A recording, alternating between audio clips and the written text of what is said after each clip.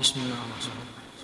الحمد لله الذي أنزل على عبده الكتاب ولم يجعل له عوجا قيما لينذر بأسا شديدا من لدنه ويبشر المؤمنين الذين يعملون الصالحات أن لهم أجرا حسنا ماكثين فيه أبدا وينذر الذين قالوا اتخذ الله ولدا ما لهم به من علم ولا لآبائهم كبرت كلمة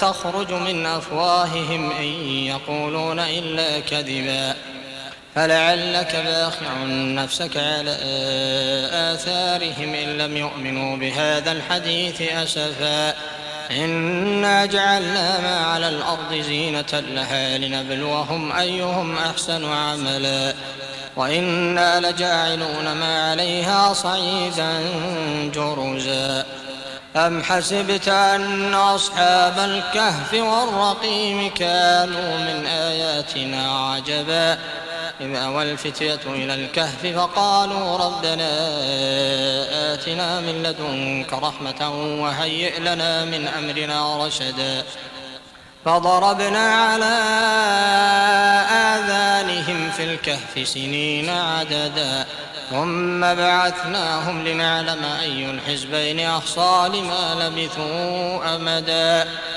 نحن نقص عليك نبأهم بالحق إنهم فتية آمنوا بربهم وزدناهم هدى وربطنا على قلوبهم إذ قاموا فقالوا ربنا رب السماوات والأرض لن ندعو من دونه إلها لقد قلنا إذا شططا هؤلاء قوم اتخذوا من دونه آلهة لولا يأتون عليهم بسلطان بين فمن أظلم ممن افترى على الله كذبا وإذ اعتزلتموهم وما يعبدون إلا الله فأووا إلى الكهف ينشر لكم ربكم من رحمته ويهيئ لكم من أمركم مرفقا وترى الشمس إذا طلعت تزاور عن كهفهم ذات اليمين وإذا غربت تقرضهم ذات الشمال وهم في فجوة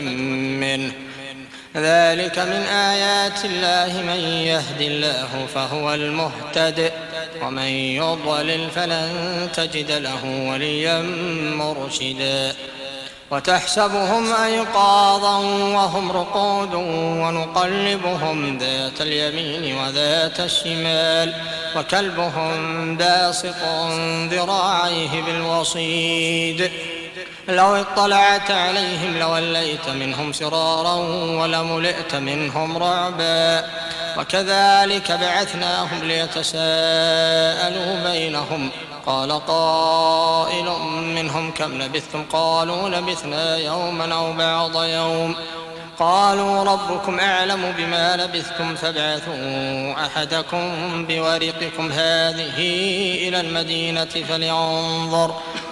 فلينظر أيها أزكى طعاما فليأتكم برزق منه وليتلطف ولا يشعرن بكم أحدا إنهم إن يظهروا عليكم يرجموكم أو يعيدوكم في ملتهم ولن تفلحوا إذا أبدا وكذلك أعثرنا عليهم ليعلموا أن وعد الله حق وأن الساعة لا ريب فيها إذ يتنازعون بينهم أمرهم فقالوا ابنوا عليهم بنيانا ربهم أعلم بهم قال الذين غلبوا على أمرهم لنتخذن عليهم مسجدا سيقولون ثلاثة رابعهم كلبهم ويقولون خمسة سادسهم كلبهم رجما بالغيب ويقولون سبعة وثامنهم كلبهم قل ربي أعلم بعدتهم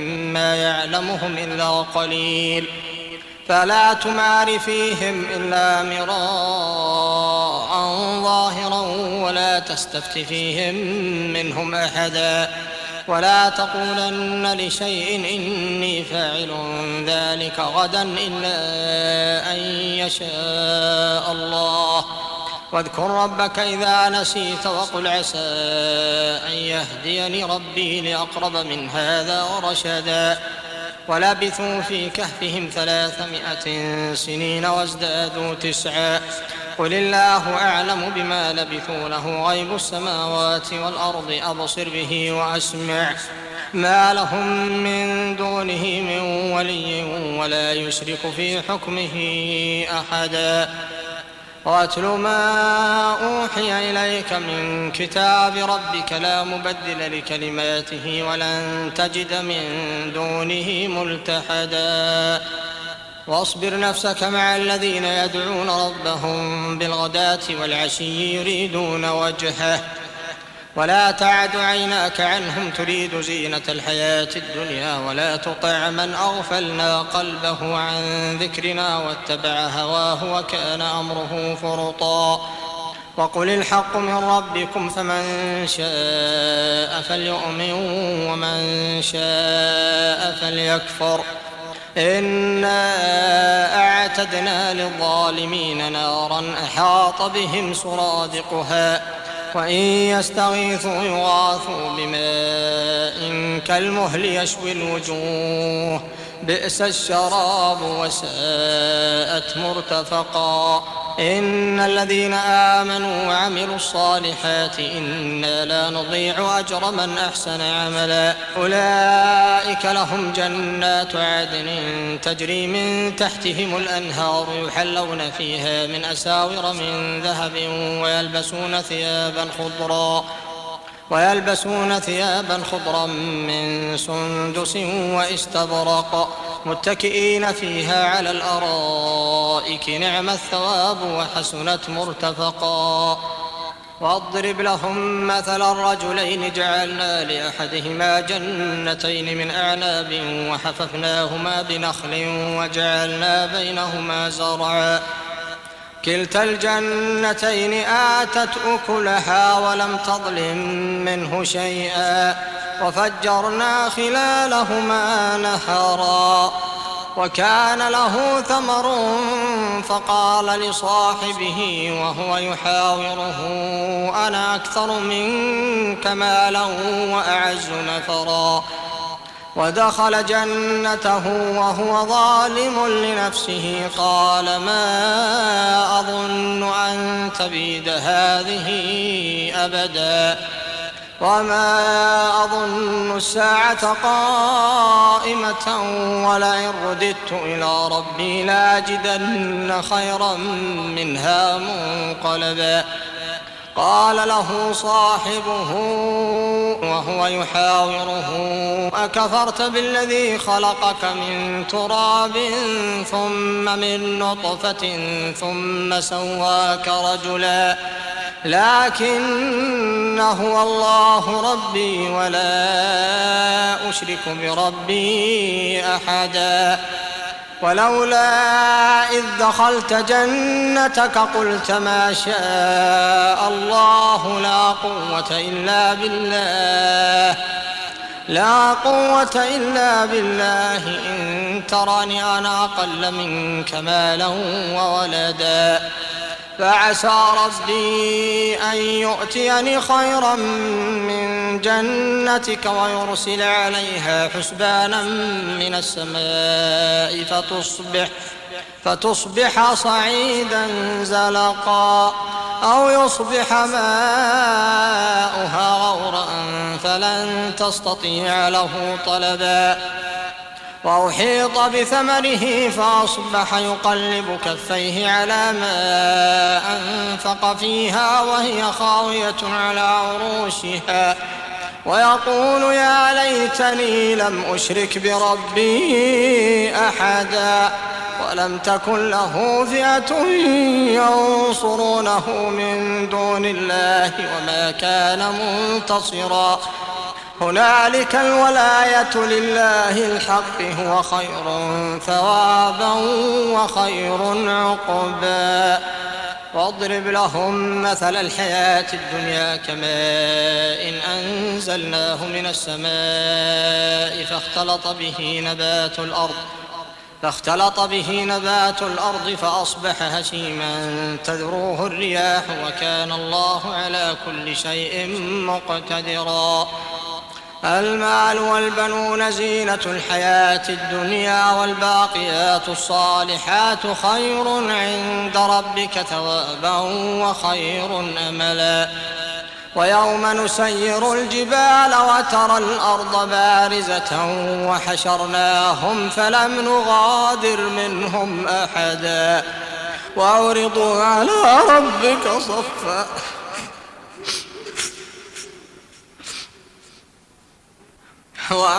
على ربك صفا لقد جئتمونا كما خلقناكم أول مرة بل زعمتم أن لن نجعل لكم موعدا. ووضع الكتاب فترى المجرمين مشفقين مما فيه ويقولون يا ويلتنا ما لهذا الكتاب لا يغادر صغيرة ولا كبيرة إلا أحصاها ووجدوا ما عملوا حاضرا ولا يظلم ربك أحدا.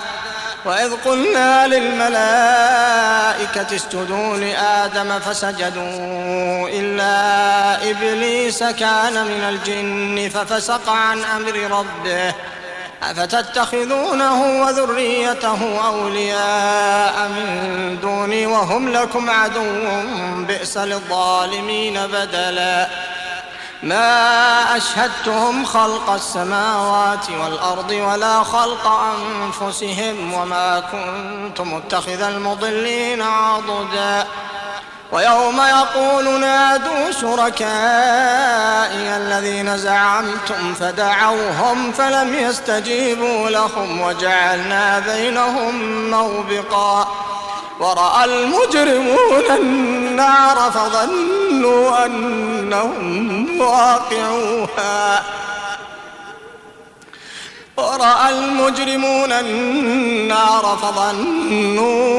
أنهم واقعوها ولم يجدوا عنها مصرفا. ولقد صرفنا في هذا القرآن للناس من كل مثل وكان الإنسان أكثر شيء جدلا.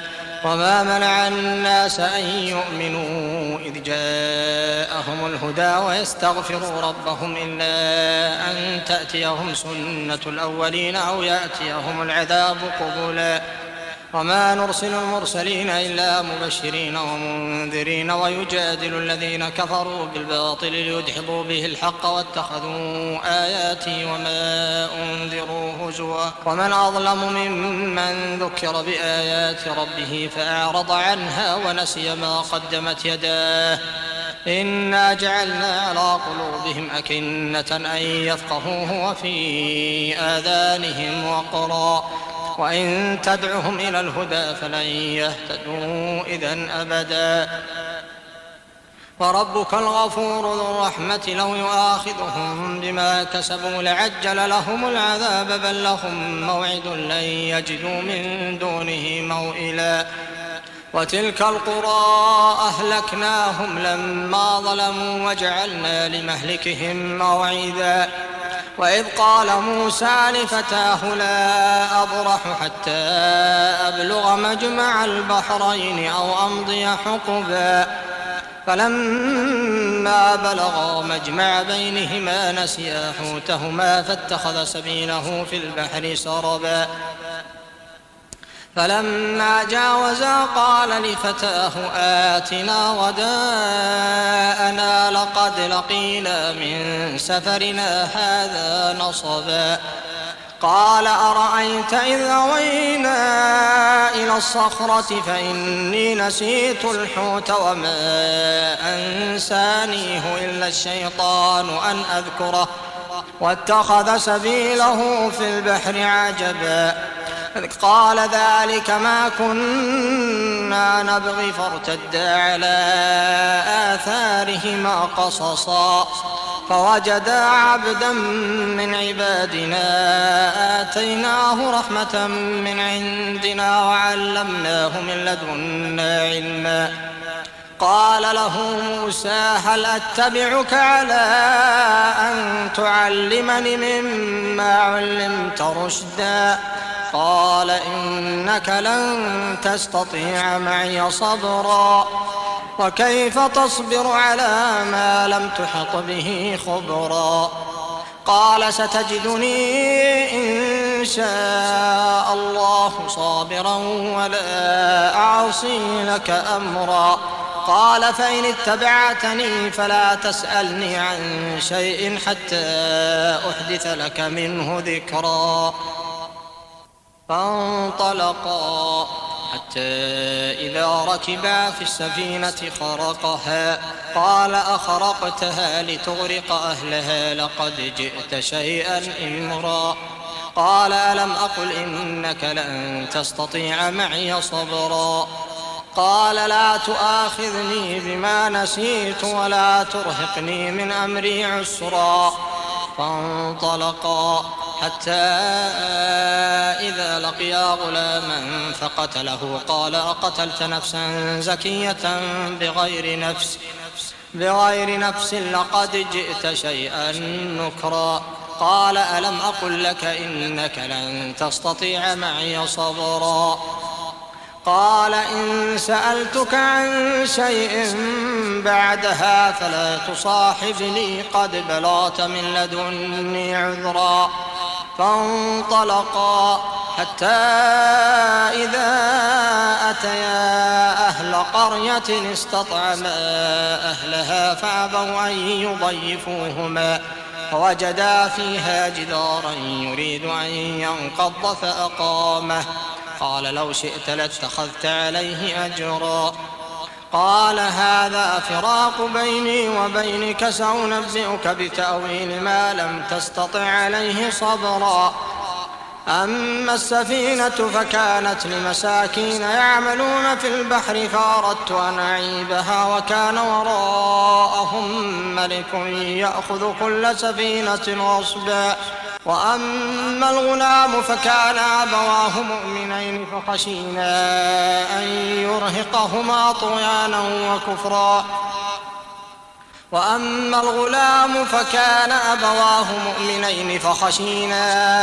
يرهقهما طغيانا وكفرا. فأردنا أن يبدلهما ربهما خيرا منه زكاة وأقرب رحما. وأما الجدار فكان لغلامين يتيمين في المدينة وكان تحته كنز لهما وكان